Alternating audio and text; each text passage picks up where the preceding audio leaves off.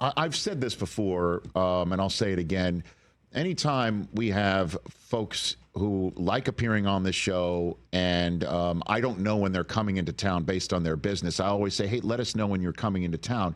I don't take it for granted when there are people who say, hey, I'm in town, I'm going to be in town, I can do the show on this day or that, and I always appreciate that. And this guy always does it. This time he did it, I believe, with a bit of an agenda. I'm not going to lie. From Sports Illustrated and DAZN, Chris Mannix here in studio. Let's give him a round of applause. Mannix. And it's not because we're trying to head anything off at the pass. No, never. But Chris, we here at the Rich Eisen Show have been very excited about Mike Tyson versus Jake Paul ever since hearing about it, because we thought maybe Tyson could have a puncher's chance. And you doused all of those flames instantly. Tried to. You did? And now the fight has occurred. You would like to say something. Well, it is. I'm happy being here with the most gullible staff on television, right? Like, hold up. You guys are the collective embodiment of Lucy and Charlie Brown, right? Where it's like, you think the football is going to be there and it gets pulled away. I tried to tell you the football was going to get pulled away and that this was going to play out the way that it did. But you didn't listen. And the reason I know I tried to tell you is because every time I come on this show, what I say is often aggregated. I'm always on awful announcing, talking about Paul versus Tyson. So I went back and looked at some of the clips. Oh, you did? And quite literally, everything I said turned out to be true. Now, I get a lot of stuff wrong. Believe me, I get that. Yes. But on this, everything that I said was going to be true. I said it was going to be the most watched thing in modern boxing history. Check that and it box. was. I don't know how to, differentiate Netflix numbers versus linear TV numbers, but it was a massive number no matter what way you look at it. I said that the fight was going to be goofy. I used that word. Yes. Felt pretty goofy in the ring for 8 rounds. Well, even beforehand, when we saw a lot of Mike Tyson being interviewed, and we saw as he walked away. That was interesting. Unclear to me, and I know some of the people that produced the show, but unclear to me if that was live or they just kept that in on a pre-tape. Because I've done those interviews, and oftentimes they're pre-taped. Yes. So Right. I don't know the truth of that. Finally, I tried to tell you guys. I tried over and over again to tell you guys that 15-second Instagram clips do not equate to an actual fight. They don't. Mike Tyson looked amazing on multiple Instagram clips. Chris. But getting in the ring against another guy that can punch back, whatever you think of Jake Paul, he can punch back, is an entirely different animal. It's like it's comparing apples to sheep. Like, that's how different it actually is. So apples to sheep. There's nothing. It has nothing to do with the other. So I tried to warn you. I saw Darren Ravel tweeted out that 67% of the bets that were placed were on Mike Tyson. So 67% of you are out of your minds. Out of your minds. You did, huh? I had to. You know what, I'm bad. I did a Tyson KO. Just what if? Just in case. So you know when Mike could have pulled off a knockout? Okay. Was in the first 30, 35 seconds. Yes. That's when Instagram Mike came out, right? Yeah. Like you saw him. He was chasing Jake across the ring. Yeah. Jake's footwork didn't look all that good. First 30, 45 seconds, there was that moment. The second Jake Paul survived, the first 45 seconds, the fight is over. And you know what drives me even more crazy? Is that now we have pivoted to conspiracy theory time. Yeah. We've pivoted to here's an angle of Mike Tyson pulling back his right hand. That clearly means that there was a contractual agreement between Mike Tyson and Jake Paul not to throw certain punches. I saw your friend, Michael Irvin, all over the airwaves talking about this contractual agreement that Mike Tyson could not throw an uppercut. Where is this agreement? What? I have not seen heads or tails of any type of agreement. I've also seen a script, quote, making the rounds on social media, which looked like somebody printed it out on an MS Word document and ran it out there. And also, the script that's out there doesn't line up to what actually happened in the fight. So this is all kind of bonkers. The reality is, to get serious, that if it turned out that Jake Paul and Mike Tyson rigged this fight, scripted it, whatever, both those guys would be in some trouble because this was a sanctioned boxing match. Yeah. And Jake Paul fancies himself a quote-unquote real boxer. He says he wants to fight for a world title someday.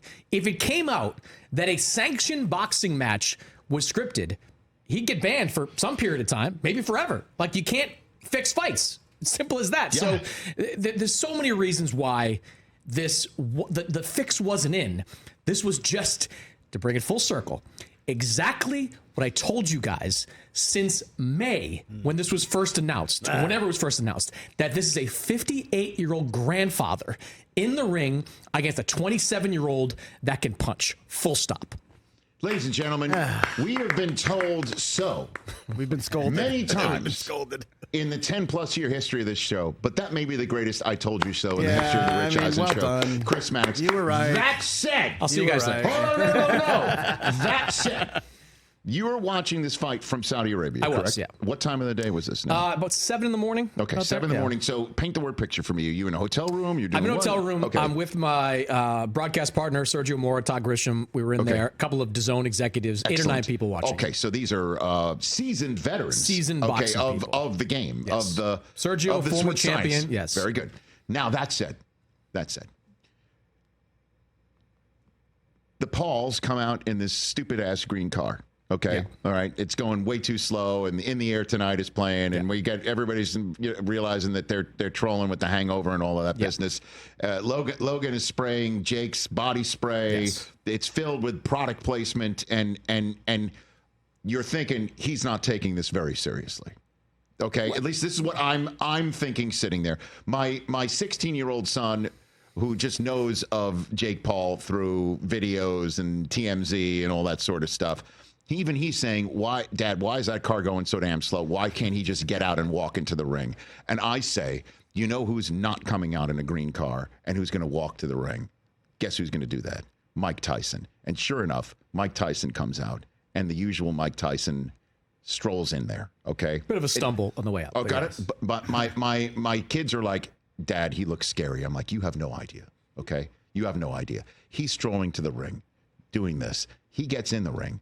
That first 30 seconds, at any point of any of this, did you think for a split second this can happen? Chris Mannix, yes or no? No. Damn it, I took one last shot here.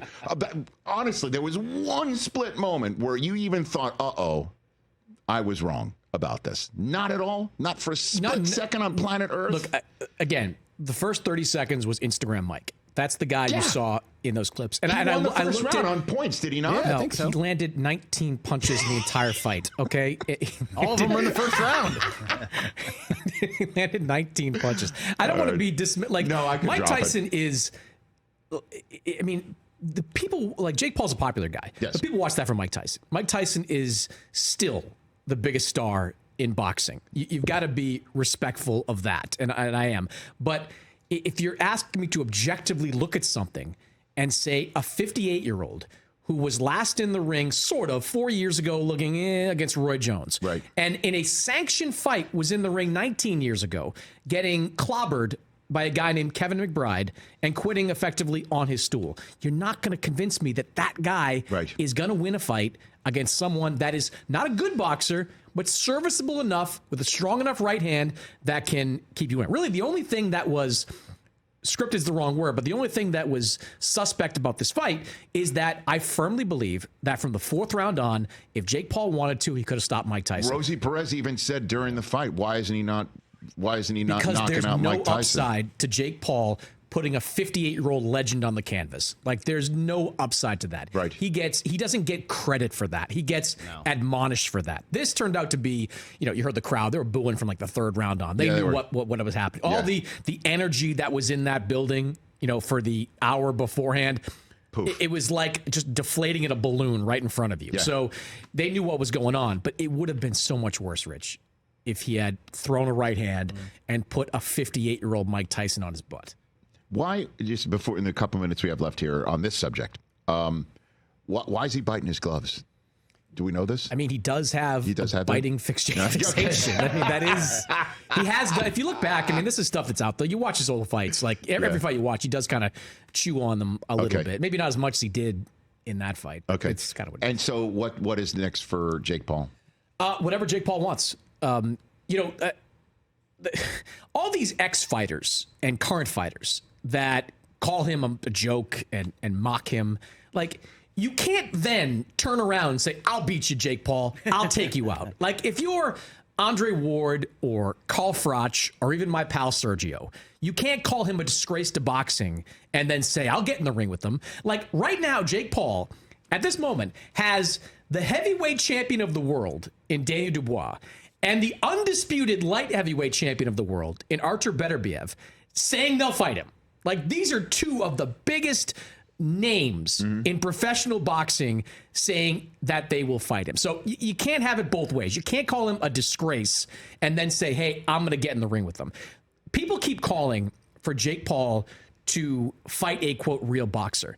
My question to that would be why?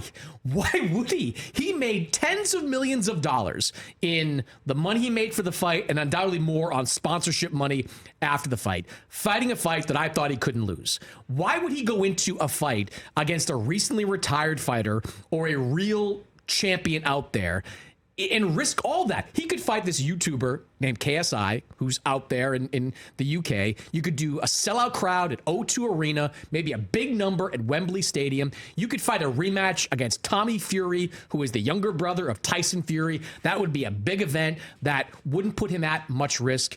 Everybody keeps calling for Jake Paul to fight a real boxer. There's no reason for him to do that. If he does do that, if he goes out and fights some B-level cruiserweight, then he's nuts. And his team is nuts. And I know they're not. So you're going to keep seeing Jake in these types of fights against Tyson-esque opponents or the ex-MMA guys that he's been clobbering the last couple of years. So why does he keep talking about Canelo then? Because it's the nice little carrot you dangle out there. And I'll tell you this, if Jake Paul keeps beating up on all these guys, Canelo will fight him at the end of his career. I'm sure of it. Canelo will say, you know what? I'm 35, 36 years old, end of 2025, end of 2026. I don't want to fight these young killers anymore. Jake Paul's got a 14-1 record or whatever it is. He's got a brand. Sure, I'll fight Jake Paul at 195 pounds. I am as sure as I'm sitting here. Save this tape. He is going to fight Canelo Alvarez in the next 2.5 years. I believe that. Chris Mannix here on the Rich Eisen Show. So let's talk about Rocky's hometown in the NBA. How about that for a little How do you make switch? a transition off that? That's a tough one. What is going on with the 2-12 Philadelphia 76ers, Chris Mannix? It's the old dodgeball line. It's not good, Cotton. That's right. It's not good down there.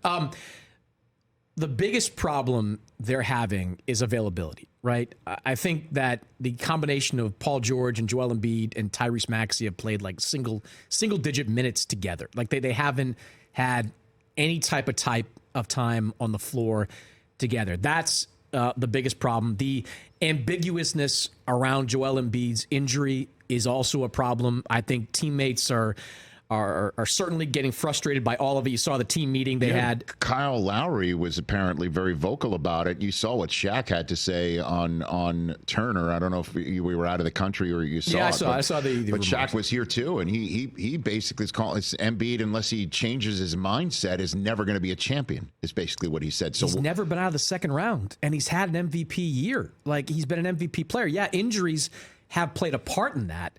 And I get the strategy of wanting to scale him back and, keep him in that 60-ish game per year range and not go for the award season at 65 plus and all that. But look, a great example of the trouble the Sixers could be in is last year's Phoenix Suns, because they're kind of assembled the same way, right? You've got a big three in Phoenix in Durant, Booker, and Bradley Beal. And then you bring a bunch of guys in on short-term contracts around them.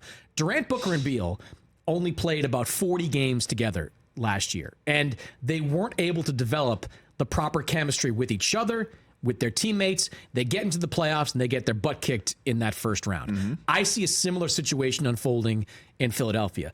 They need to get these guys on the floor. They need Joel Embiid and Tyrese Maxey, and they need that core group, Paul George, playing 50-plus games together. So really, Rich, we're kind of getting close to the point of no return for this team. Because if they don't, we're at 15, 14 games in right now. If we don't get these guys on the floor for 50-plus games, there is no chance they can develop the type of chemistry you need to beat a Boston in the playoffs. Well, the question is when do we get them? I mean, Maxey's out. Embiid is, back. Paul George is out now. Paul George is now out. So when does Nick Nurse get an opportunity to say to everybody, 2-12's the outlier? Look what I can do with these three big guys. It's got to happen soon, or else, I know the reporting out there is, Daryl Morey's safe, Nick Nurse safe, and I get that. I've heard the same things. But this team's got to show signs of life, or else something's got to give. And right now, they're not just losing. They're getting hammered. That game against Miami was embarrassing at the start of the week. I've been kind of looking at their schedule, and there's a 2-game swing that they play through Charlotte, and they go through Detroit. If this team's not showing signs of life by early December, I got to believe something's got to give there. Like, that to me are dates to watch if I'm looking at something substantial changing. So what is the other stories that you're spotlighting through the first, or trends through the first month plus of the NBA season? Impressed with the Lakers, honestly. You saw him last night. I saw him last despite night. The loss. I saw him last night. Spent most of my pregame talking to Lakers and Magic coaches about Jake Paul and Mike Tyson. Like, that was my entire pregame. Man, like, look what just happened here in this conversation. There was one Laker. There's one Laker. I'll call him an official on this one. I call him Laker official, who I saved from making what would have been a really bad bet on Mike Tyson. He was all in on betting Mike Tyson. I saved him before the fight by saying the same things I was saying to you. I'm impressed by how, like, I was a JJ Redick skeptic coming in. Like, he was almost too polished, too choreographed with everything that was going on. It's really tough to take over an NBA bench, but he's got this team playing the right way, especially offensively. He strikes me as demanding. You know what I mean? Like, he's demanding. You could see when he talks that he a lot of things get him agitated. I think he has a great way of then turning that agitation into terrific communication within the group, within the huddle. Again, I'm not obviously in any of these practices, but I'm also very impressed that he's not like, players coach, just like, let's all go hang out. Like, he's holding people to account. He is. You can see. One thing he said to this group from day one is, we got to be organized. Everyone from the superstars to the 15th man have to know their role, and they have to know what they're doing when they're in games. There was a feeling inside that Laker locker room that last year there wasn't a lot of that. There wasn't a lot of organization, or not enough organization within that team. They've focused on that. And when they are organized, which isn't every game, but when they are organized, they are really, really sharp offensively. That's number one. Number two, Dalton Knecht, right? Dalton Knecht, to me, is further proof that team building isn't as complicated as some people make it out to me. It's hit on your draft picks or don't, right? Like, when you hit on your draft picks, you tend to be really good. Yeah. When you don't, you tend to not be really good. The Lakers connect, 17th in the draft. That was a risky, there was no guarantee there. He was a very good college player offensively. Serious questions about what he would do defensively. Turns out the offensive positives far outweigh the defensive negatives. That kid is an NBA shooter. And if you can find an NBA shooter, they are incredibly valuable in this league. The flip side of that coin is like the Milwaukee Bucks, who still have great stars, but they haven't drafted well over the last few years. They've missed on some picks over the last few years. Guys that would have helped this team, complement Giannis, Damian Lillard, and Chris Middleton whenever he comes back. So JJ Redick has worked out really well. The Dalton Knecht pick has been a savior for that team. And that's where you got to give Rob Pelinka a ton of credit. This guy has rolled with a lot of punches over the years, like from the Magic Johnson era to the middle parts to now. Questions about whether he deserved to stay in that job. He has done a great job at keeping focused and making sure and building this team the right way. Well, yeah. I mean, a lot of people in the organization watched a lot of Tennessee games, though, right, Chris? Apparently. I mean, LeBron did. Yeah. Sure. By the way, sure he did. Now, I take that gratuitous shot to turn the page to just LeBron in general. That, yes, when you see stuff like, hey, I watched a lot of Tennessee basketball games, and you sit there and it's just like, yes, that's great, but you're not the general manager of this team. And when he says stuff like that, it's kind of like, damn it, man, because I clearly root for this guy. That opens him up to all of those things that he's in control. Everything is done at his behest. And I'm sure that rubs him the wrong way. But comments like that only lend credence to the conversation that causes him to say, I'm getting off of social media, which, by the way, is a great thing. I've done that, by the way, for the last 2 weeks, and it's changed my life, I kind of be honest with you. That's one big, long windup to say he might be playing the best basketball of his entire career right now. And the fact that he's doing this at his advanced age and isn't sitting, he's playing back-to-backs. And not only is he playing back-to-backs, he says, I have an intention to play every damn game this year.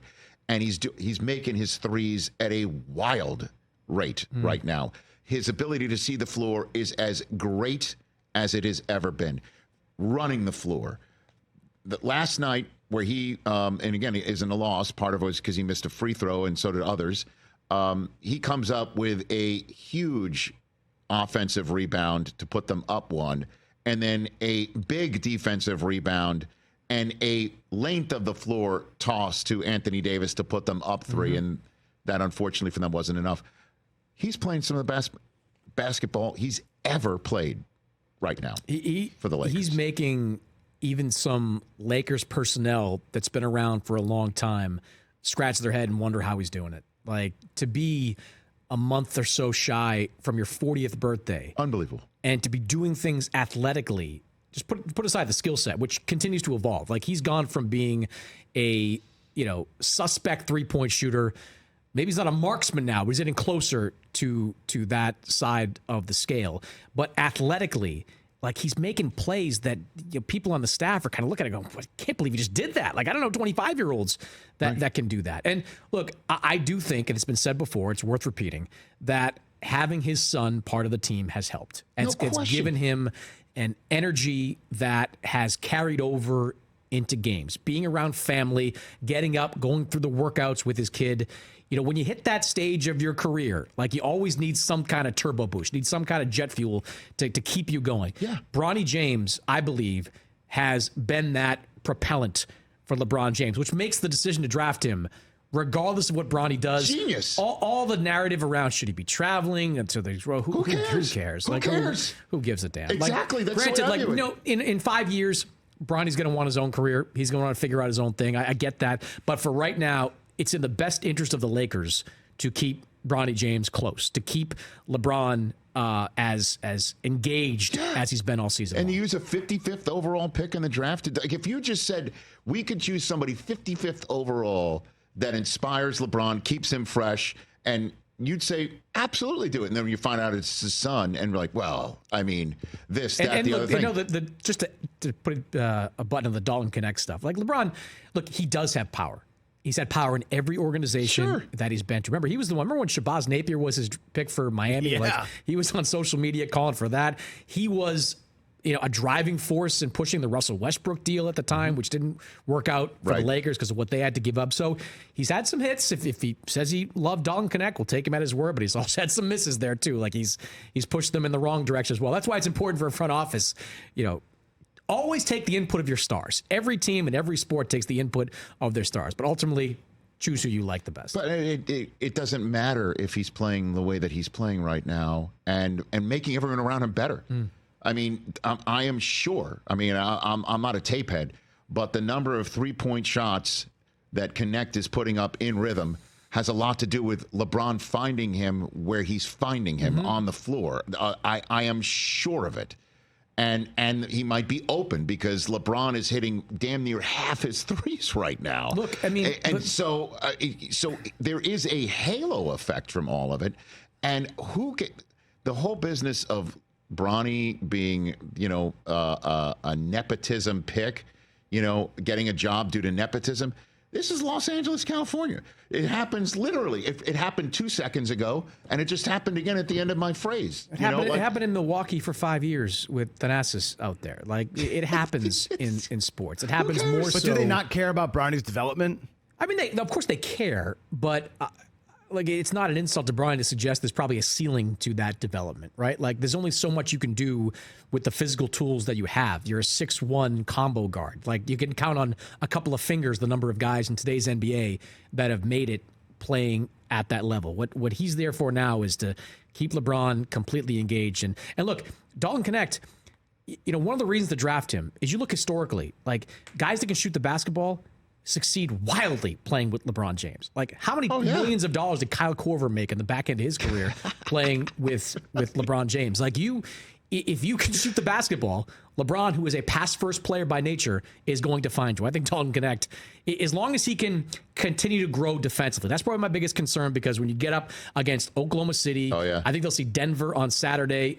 You get up against these teams, you got to be able to defend at a high level. He's not there yet, but he's so good offensively that he has earned these minutes in that rotation. Certainly in May and June, which is when the Lakers want to play. Thanks for coming. Thank you for letting us know you're in town, even though you came in with a grinded axe. I wouldn't have missed this opportunity to dunk on every single one of you. Well, like Dominique Wilkins, he made a terrific performance right here. No, TJ, I know you're. I'm not taking this, man. I'm not taking this dunking on you and you guys. No, because I was with you, man. He was with you. The whole time, I'm like, this is a farce. So I'm not getting. 2/3 of a gullibility. I was so excited. And Del Tufo's just come on, he was about wearing everything. black. DMX played. I'm talking about the back row. I'm dunking on. That's it. To borrow a phrase from Dan Patrick. Wrong show. It's okay. It's okay. It is an appropriate thing. That is a back row. Or the other row. Good to see you, Chris Mannix. Okay. At SI Chris Mannix to follow Chris Mannix and everything that he does. Also on DAZN. Catch the Rich Eisen Show every single day on the Roku Channel, 12 to 3 Eastern, for free.